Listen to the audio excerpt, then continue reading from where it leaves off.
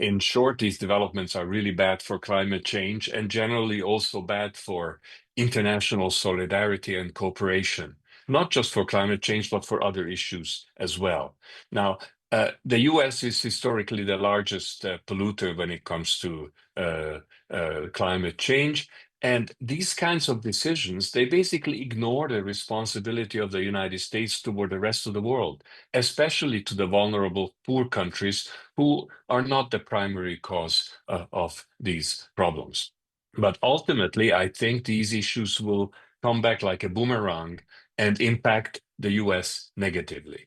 Now, when it comes specifically to the Paris Agreement, of course, it sends the wrong signal to all the other countries who are participating in the Paris Agreement, that the US is simply not willing to participate to work toward these shared global objectives that, in fact, the US substantially contributed to developing to start with.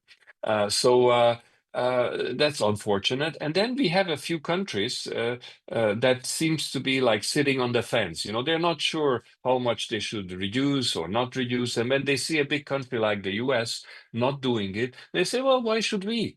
And let's hope there are not too many of those countries, but there may be some of those. Now, but ultimately, the worst impact of the sum of all these actions will be on the US itself, both in terms of increasing its own emissions and reducing its ability to adapt to climate change. Because the strong push that they have against renewable energy and the very strong push for going back to using more fossil fuels is going backwards in history.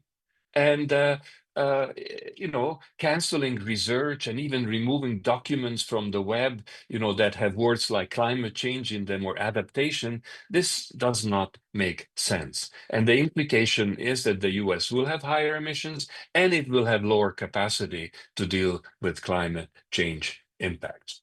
Specific point, if I may, just the moving back of the US also means that there will be much less resources, financial resources available for climate finance, which is so important to keep the overall agreement with the world and the negotiations moving forward. Right. And do you expect current trade barriers to further hamper the green transition? Yes and no.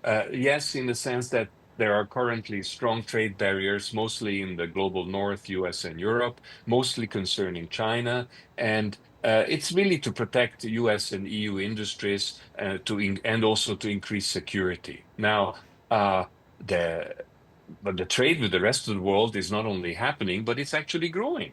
And with Latin America, with Africa, other Asian countries. So global commerce is still going to move forward, except that maybe a bit less or not so much to North America and Europe. Now, what is remarkable to note here, if you look at Europe, who has been a leader in clean technologies for climate change, now with these arrangements, we'll have less access to cheap, clean technologies like photovoltaics, electric cars, and so on and so forth, unless some changes are made. Now, China has made huge advances and has become a global leader in renewable energy, electric cars, batteries, and so on. But the time has now come for China to not just simply sell products like EVs, but also increasingly engage with other highly developed countries and their car companies in Europe and North America to license its technologies, because now China has the best technologies on these new emerging areas.